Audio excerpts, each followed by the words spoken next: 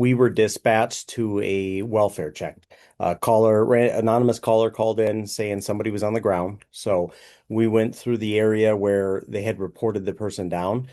Didn't see anything. Everything was snow covered. There was wind, etc. We uh, kind of moved around a couple little side streets just to check. And I went down Harrison Street and I thought what I saw was a snow-covered mound in the ground. And I'm like, I don't remember seeing that. So I hopped out and went up, and sure enough, it was an individual that was covered with a thin layer of snow.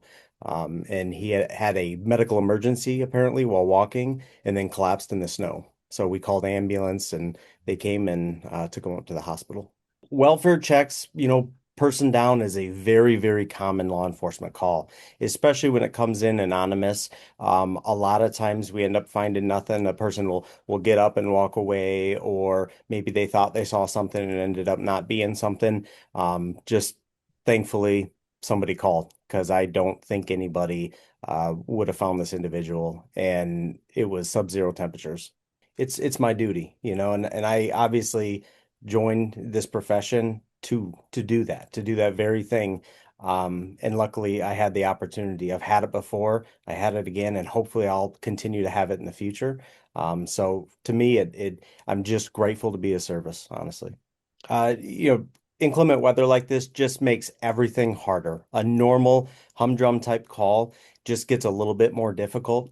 Crashes are a great example. We have officers that'll respond to a crash, and even if it's just a property damage accident, those officers are in the cold. So we actually have to implement strategies to rotate those officers to make sure that they limit their exposure to the cold.